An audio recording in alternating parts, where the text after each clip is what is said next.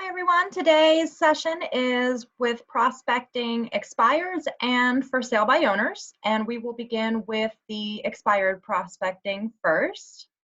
So why is prospecting an expired listing so important? Well, roughly 65% of all expired listings end up relisting within a 2-year period. So when during those 2 years do they actually relist? A good 50% of them are going to be within that first 30 days. So it is really important that you definitely search for the recently expired listings because a good portion of them are going to want to relist and try to get their home sold immediately. So of the 65% that relist, half of those will do that immediately. However, there is a segment that will wait a little while.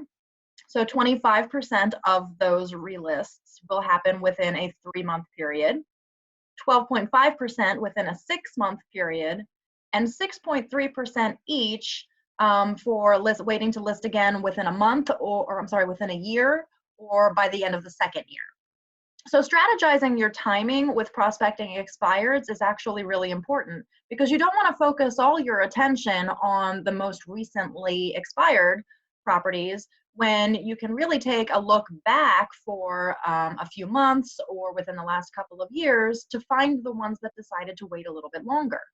And the reason for that can be a lot of different things. So for instance, with the 25% that wait 3 months to relist, it is currently the end of November, beginning of December. And so if we think about that within a 3-month period, those people might be waiting for the spring market so that they can get past the holidays and get past the cold winter months. And so for them, they may say, okay, well, I tried to list my property, it didn't sell, and I think I'm just going to wait until the next year when things kind of warm up a little bit and the holidays have passed. So you might be looking for things that have expired in November when it gets to be close to spring next year. On the flip side of that, if we take a look back at 3 months ago and we're starting to look at things from then, that's going to be around August or so when those would have expired. That's actually also a really good time to check in with things because they may have listed in the spring and were not able to get their home sold at the end of the summer, and they decided to refocus. Maybe they have children that needed to get back into school, or they just wanted to take a break from it and then also wait through the fall and are thinking about relisting now. So it is possible that even if you go back to August, you may be able to find some who are considering it even now or maybe at the beginning of the year, so January. If you look back within 6 months, then that's probably going to be those that expired at the beginning of the spring. And those people may now be considering trying again. Or potentially you can wait and look within that 6-month period in February or so and try to scoop up those people who had tried or who had expired at the end of the summer. So a lot of strategy can happen with that when you're looking back within a 6-month period or a 3-month period to think to yourself, okay, why may they have decided to wait a little while because they clearly didn't relist immediately? And then anticipate when is a good time for you to show up and have these conversations with them. Now, for the 6.3% that are waiting a year potentially or waiting 2 years even, consider maybe where they're coming from with that. Perhaps last year they had tried to sell the property and maybe they were really trying to get a certain dollar figure back because they needed to be able to pay off their mortgage. So maybe they priced a little bit high so that they could recoup all of their mortgage payoff as well as pay the listing agent and weren't able to do it because the market wasn't going to allow a higher priced home to sell. And so because of that, they decided to wait a month potential or a year potentially so they can pay down their mortgage a little bit, maybe wait for the prices to increase a little bit. So trying to go back and look from last year who expired and then also didn't relist would be a really good thing coming up for this market. And also for the second year. So 2 years ago, go back and look to see who expired 2 years ago. Why are they waiting? Maybe they needed a 2 whole extra years to get that done. So, for most agents who are prospecting expireds, those the ones from a year ago or 2 years ago would likely have been long forgotten by agents who are prospecting expired listings and spending all their focus on the ones that have been within the last 30 days or so. So the trick, however, in prospecting expireds is to go back and set the time frame, use the strategy, pull from all different time frames and regions, and then take the time to go back and actually research them. So what you would need to do is go into Bright once you have your list of all of the properties that you would like to make an attempt with, is to go back into Bright then and do an address search. And not just a regular residential search, but an address search. Because then what can happen is, maybe a year ago they expired and then it took them maybe 6 months and then they relisted again. So the only listing that you'll see in MLS is going to be the expired one, because when they go to relist, it's going to be under a brand new MLS number, under a new picture, potentially with a new listing agent. So it's really important that you take the step to search for that specific address and find out if anything has happened with it since you pulled that expired listing. Mostly so that you don't end up accidentally contacting them if they're currently under contract or even currently active already. Or that they've even sold already and now you're dealing with a brand new homeowner for that property. Okay. So definitely pull from all the different time frames, but make sure that you're doing the research and making it sure and certain that they have not done anything with that property since, and that they are in fact still expired. So how do you work expireds? Ultimately, to find them, the best resource is going to be MLS. So you'll need to go search residential search in the MLS and be effective with your timing. So choose the different time frames that you feel like are a good source to pull from. There are also paid resources that you can get for expired listings. However, if they have been listed with an agent who has MLS access here with Bright, then it would just be as simple to go and pull directly from the MLS. Also, make sure you know who you're talking to and ask yourself the following questions. Maybe they were in a long-term listing contract where they couldn't get out if the agent wasn't performing. Maybe they didn't have any kind of early termination clause or language in their contracts. Are they frustrated because their past agent didn't communicate with them on the progress of their sale and of their home? Or do you think that maybe those homeowners tried to call their agents and those agents never really took the time to return those calls, or it took them a really long time to return those calls and they just weren't very happy with them? So sometimes somebody will expire because of those reasons and then just choose not to relist because the experience was so bad and they really just are taking some time off from it. And if any of those things are the issue that you're dealing with, then it's really important that you work doubly hard to make sure that you are satisfying that person and giving the best possible customer experience to them so that they don't have the same complaint again the next time around. Prospecting activities that you can be working on as you're working in prospecting expireds would be to attempt to call them. Now, as always, if you're going to call somebody about their property, you have to make sure that their phone number has not been registered on the do not call list. However, getting an actual phone number for a person on an expired listing is very, very difficult to do. So there are paid resources out there where you could try to put in a person's name and their address and see if you can actually get the phone number for them. But again, if it's on the do not call list, you still can't make that phone call. There is no free resource really for getting cell phone numbers or anything like that. So you will end up ultimately having to find a source that is largely possible that you'll have to pay. Door knocking is another option as well. You have to check your local regulations first. There are townships that do not allow any kind of solicitation at all without the permit.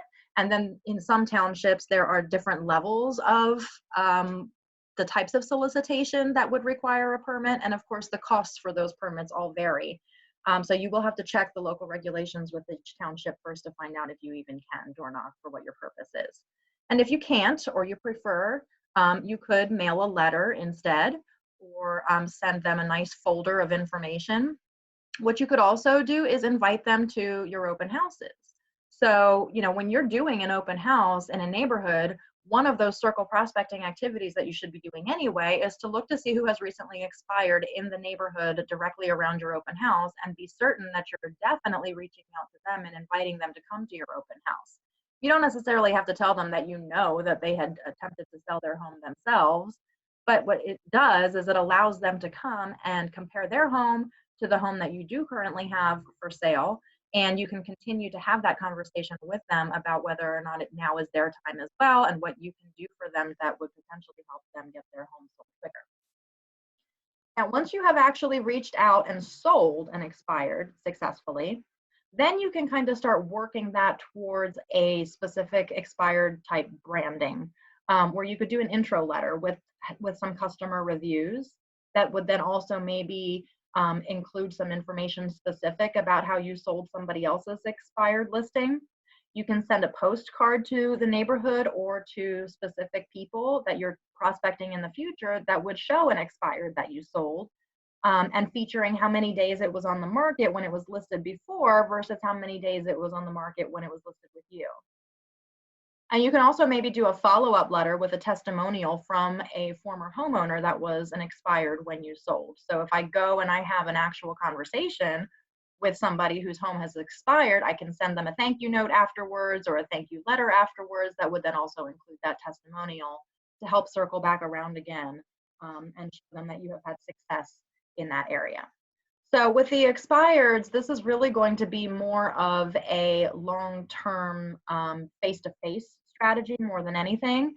You may be able to find them their phone numbers where you would be able to call, but ultimately, as with all prospecting activities, getting there and making that face-to-face connection and building the rapport with the person is going to be your best bet for working the expireds. And sometimes this can take a really long time. It's not always a quick solution to getting a lead. A lot of times they're just not quite ready yet when you're showing up, or it's going to take some time for them to kind of work through whatever it is that they're working through. So this is a long-term sort of research project that you will have to track your touches and follow back around again and follow up with them again and again until they are at some point ready to relist and hopefully relist with you. Okay. So then we're going to move on to how for sale by owner prospecting is a little bit different than that. Okay, so for sale by owners, that is a little different because in this case, when we were talking about expireds, those people had worked with an agent before and potentially don't have necessarily an issue with working with an agent at all. It's just that it didn't work out, the timing wasn't right, or the relationship with the agent that they had didn't end up being good. But with the for sale by owner, you have a little bit of an extra hurdle to get across because these people genuinely would like to sell the home themselves, and a lot of times are not interested at all in working with an agent or having an agent list for them. But the reason why it's so important to work with the for sale by owner and to try to work with, get them on board with you is that the typical for sale by owner home sold for $190,000 compared to $249,000 for agent assisted home sales. Now, this isn't necessarily for our area because this is coming from the National Association, so those numbers might be a little bit different. However, just overall, for sale by owners typically tend to sell less than those that are being agent assisted. Also, and I'm sure that you all have seen this yourselves, 80% of all for sale by owner sellers do eventually wind up choosing to sell their homes with an agent instead. So, and we witness this all the time where there will be a for sale by owner sign in the yard and it will stay there for however many weeks or months before the seller finally decides that this isn't working and that they need to get more exposure and a little bit of marketing help and end up hiring an agent.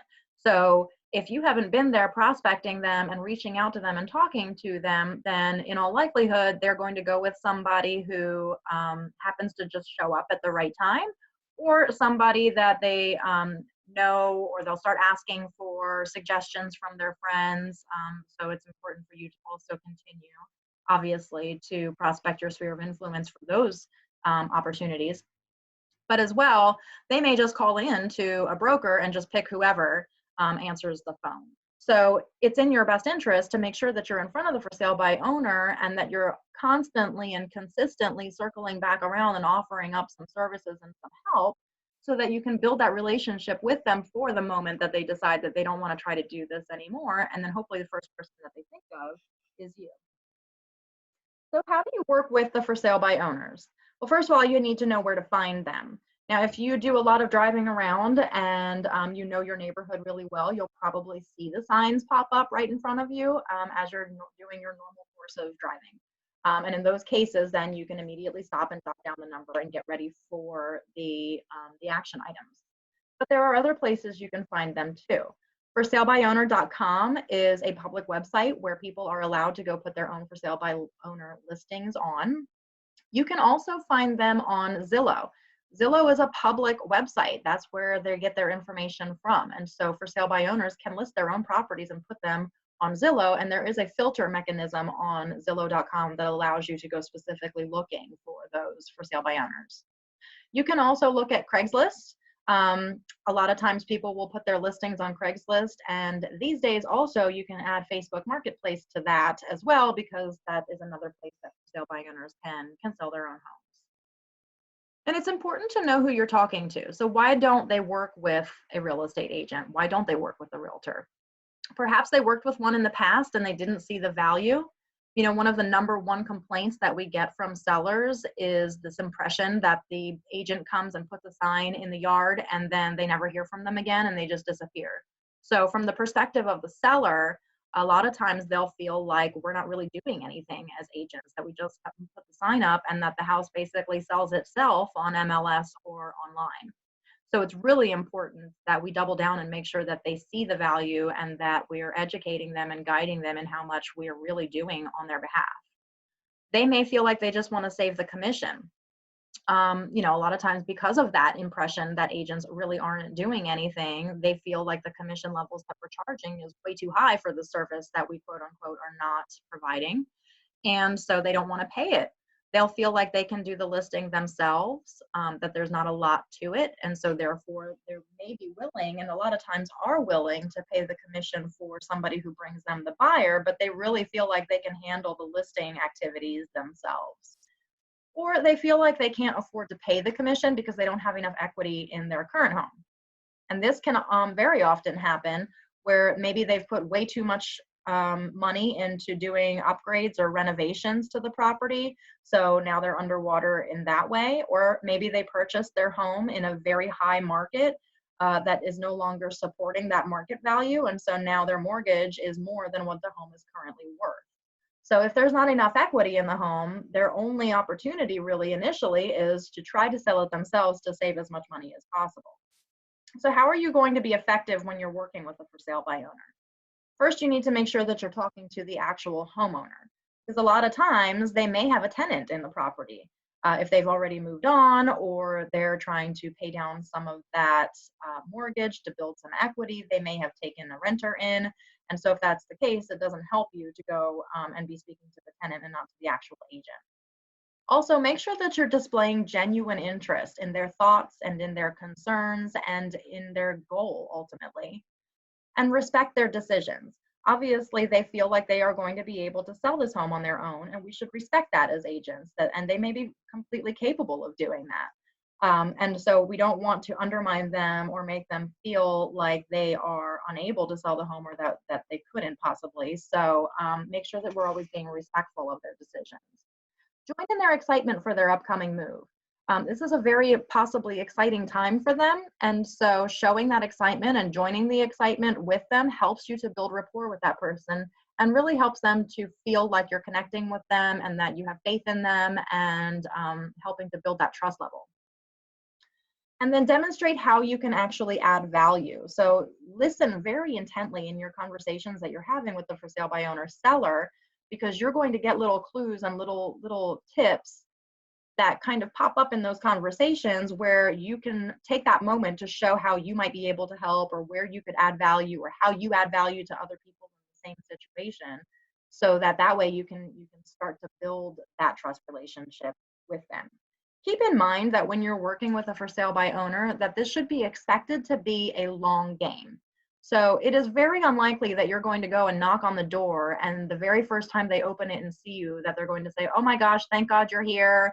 I have just been waiting for an agent to show up because I'm ready to sell my home with that person now." I mean, really, it's not going to be the case. Every now and again, sure, you might just hit it just at the right moment where they're ready and willing. But in most cases, they're really just not there yet. And so you have to be prepared, even walking up to the door, to hear no and to be okay with that, because you really want to look at this as an opportunity to build a relationship with that person And there are a number of ways where you would be able to help this person with some version of a sale, even if you never actually list their property. And we'll talk about those in the upcoming slides. So this is going to be a long-term strategy, and depending on where the seller is at the moment that you show up is going to kind of determine where in this whole strategy you're going to start or where you might have to skip ahead to. So each time that you go and speak to a for sale by owner seller is going to be kind of a different place in the overall strategy. And you can add and change it to whatever makes sense to you or to that particular seller at the time. Most agents, when they're prospecting the for sale by owner, are expecting to get the listing. And what I would like for you to consider is to take the approach that you don't want it. It's really going to be more about trying to make sure that the seller feels comfortable with the fact that you're not there on the very first day that they put their sign up trying to get them to sign with you as an agent to list it, because that's not where their headspace is and that's not what they want. But what they do want is to sell their home. And you being an agent allows you to have the opportunity to have this dialogue with them that says that, well, I can help you sell the home because I have buyers who might be interested. And in this particular market right now, with it being so saturated with buyers and not really having enough sellers, it's a great time for you to have these kind of conversations with the for sale by owner seller. So your first step would be to wait a little bit after the sign first appears, that you first see it, if it's one that just recently put a sign in the yard. So at least a week, and then visit the homeowner in person with a notepad. Introduce yourself and let them know that you noticed the sign went up and that you do a lot of business in this particular area. There's a lack of inventory now, and you like to be aware of all available homes for the buyers that you work with. So I'm really taking a heavy buyer approach here. That, and a lot of times I'll have even some agents who, as soon as somebody answers the phone or answers the door, I'll say, hey, I'm this person and I'm with this brokerage and I am not interested in coming to convince you to list with me. I'm actually here because I have a lot of buyers in this area and there's not a lot of inventory at the moment. So I really want to make sure that, being the market expert for my clients, that I know all of the available inventory that I could present to them.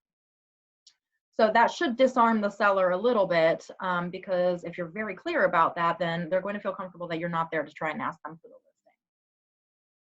And then ask if they would be willing to show you their home either that day or on another time. I would prefer if I can get them to say another time, because then that gives me another opportunity to come back and continue to build that relationship with them. But sometimes they're really excited that you're there and that you have the potential of having buyers, and they'll invite you immediately in. So that could sound something along the lines of, I know I caught you offhand, so if now's not a great time, I can always come back another time, but I would love if you would give me a tour and just tell me a little bit about this property so that I can offer it up to any buyers who'd be interested in it. Ask if they would consider working with an agent who represents a buyer. What's important here is not necessarily what the answer to that question is. It's just for me to be able to tell where they are in their thought processes. So I would ask them, if I had a buyer who was interested in your property, would you consider making compensation to the buyer agent? If they say yes, that's great. Then you know that that person is open to that, and you could very well have a buyer who would be interested in it, and there you would have made a sale. And if they say no, that's okay too, because they may feel like at this particular moment they're not interested in paying any agents anything. But if you did ultimately end up with a buyer that was interested in making a purchase, they could very well have a change of heart, because that's going to be a legitimate sale that's available to them. And if your buyer has a buyer agency, that they have to understand then that that buyer would then be responsible for the commission and would be unlikely to move forward without your assistance. You can leave your card and ask them to update you if the home sells. So if you're coming back to do the tour on another day, or you're just coming back in general, this is a really important step, because if I'm asking them to update me if their home sells, I'm very passively making the assumption that they are capable of doing it ultimately, that I have faith in you, and that, I would like for you to keep me updated on the progress of your sale. And so it's really going to help to build that rapport with the seller. If the homeowner's not home, leave a folder of a teaser portion of your for sale by owner packet.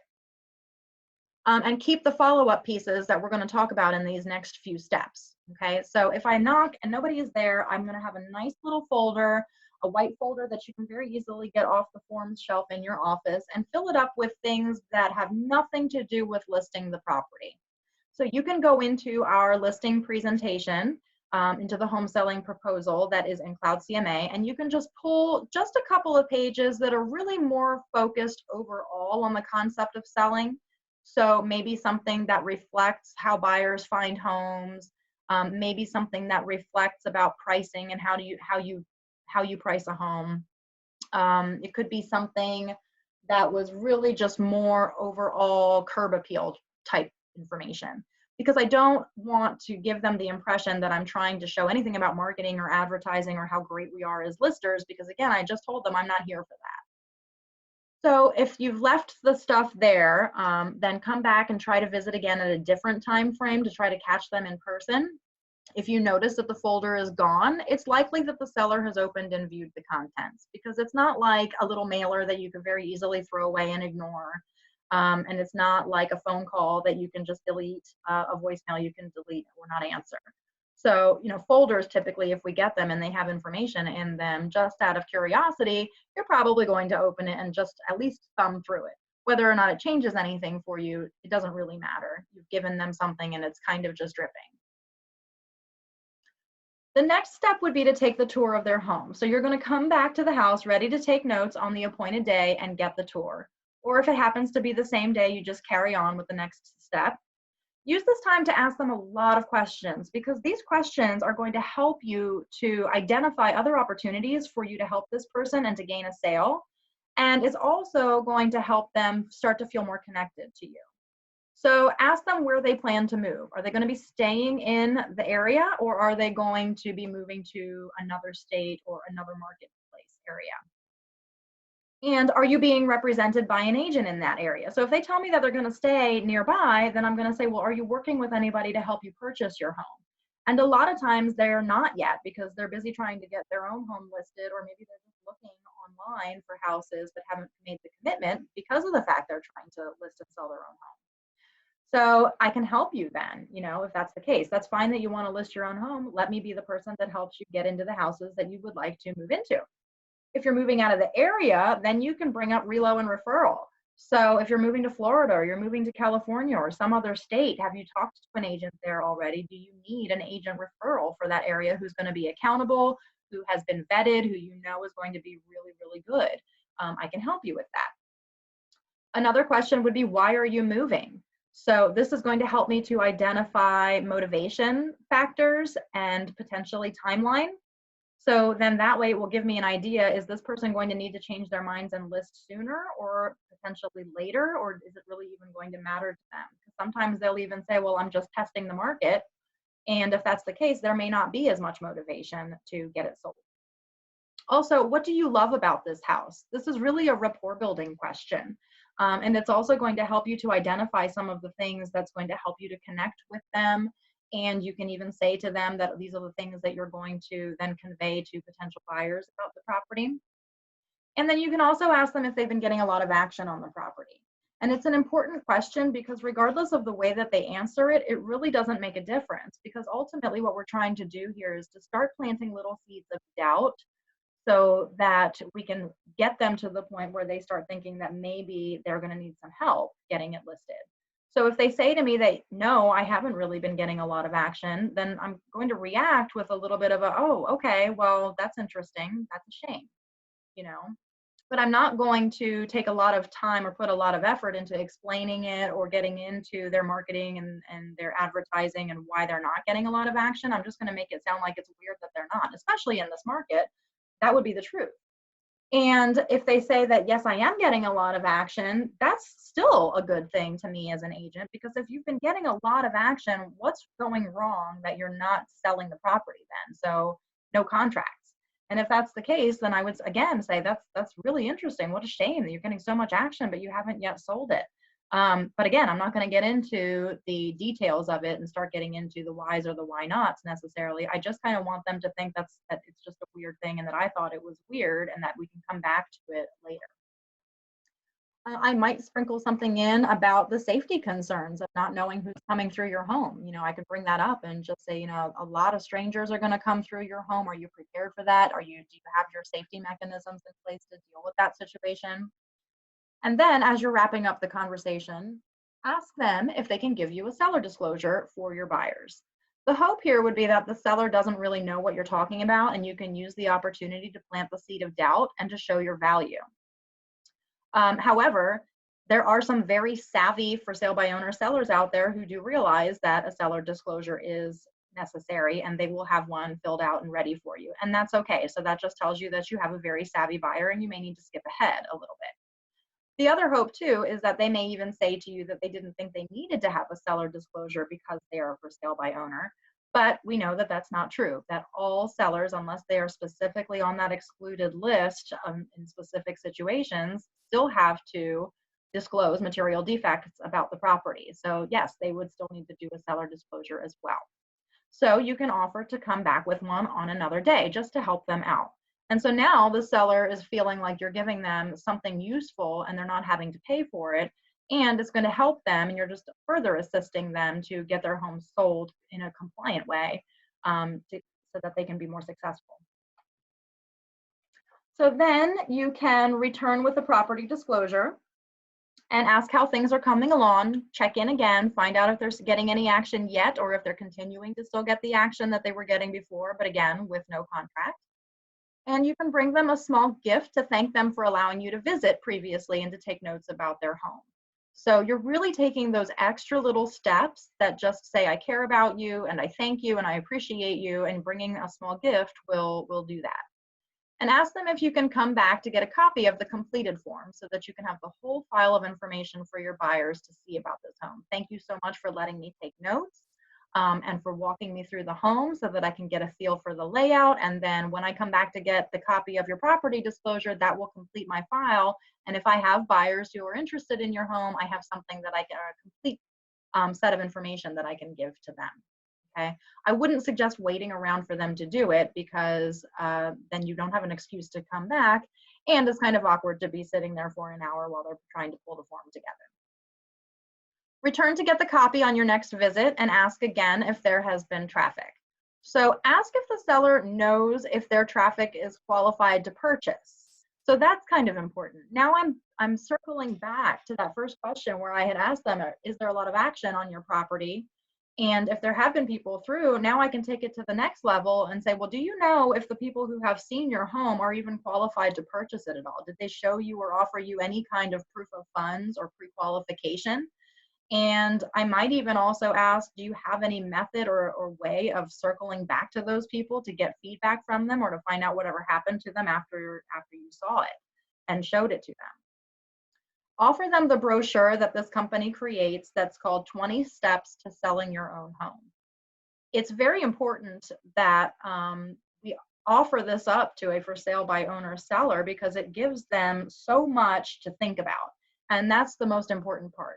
That questionnaire and that brochure basically just goes over all of these different things that they have to consider when they're selling their home.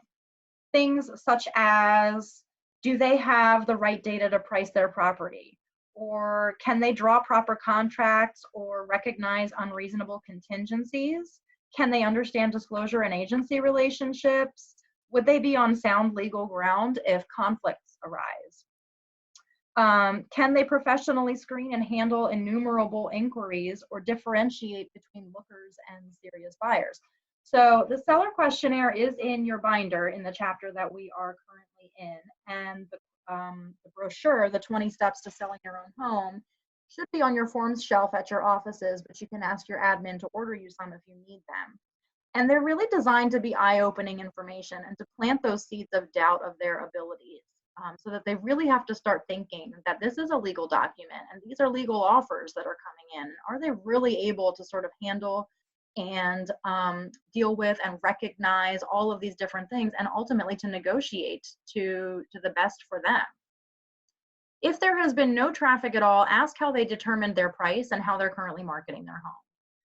And you can even say, in this market, homes are selling in hours, in days. I'm just really so surprised with such a fantastic home. with a home that is in high demand that you would not have had any traffic. So what are you really doing to market, and how did you come to your price?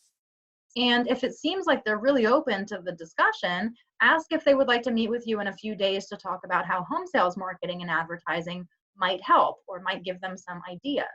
And ask if they have previously talked with an agent about a marketing and pricing strategy. If they're truly interested, make that appointment. If they're not interested yet, or you suspect that they're just trying to fish for a price that they can use to continue to market on their own, then avoid that situation and ask if you can just follow up in a week and see how things are coming along. And at that point, I would really just say, listen, thank you so much for all the information that you've given me. Is it okay if I just check in with you on a week-to-week basis and make sure that the home is still available for sale? So then you will continue to follow up and ask how things are coming along.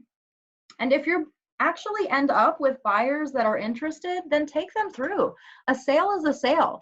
It is totally okay for you to take a buyer to visit a for sale by owner property. And as long as your buyers have a buyer agency agreement and you've had this discussion with them that for sale by owners may or may not pay for a buyer agent, and that if they truly love the home and the seller is not willing to pay, that the commission may end up having to be paid by them.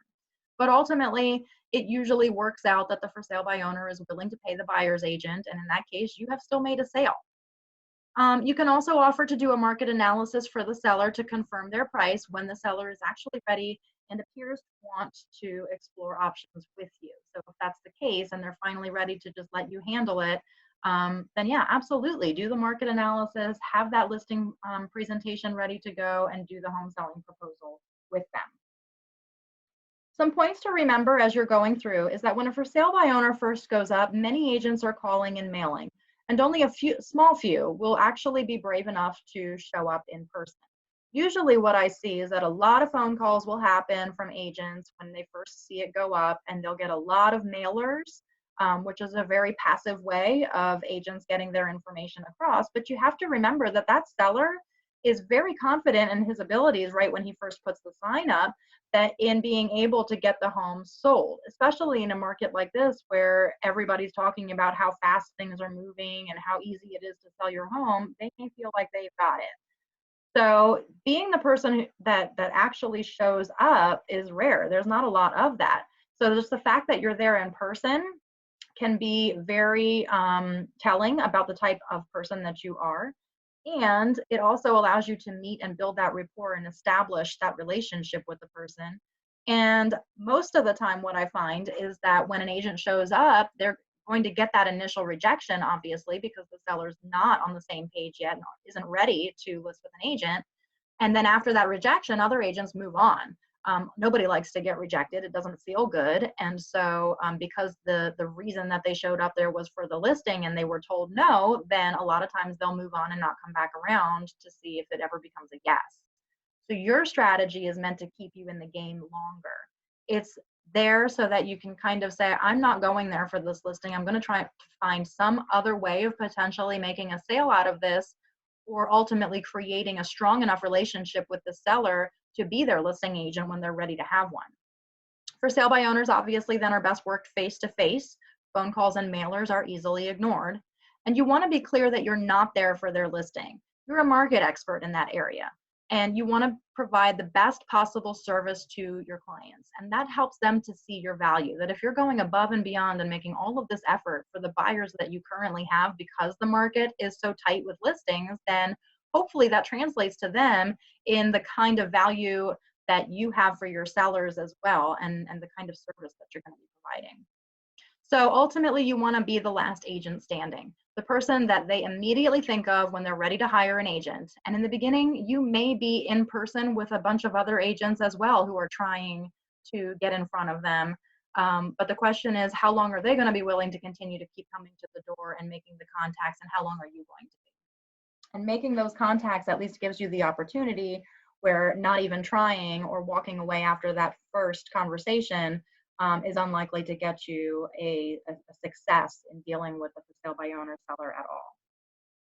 So in your binder, there is dialogue that you can use for talking to a for sale by owner, as well as the questionnaire.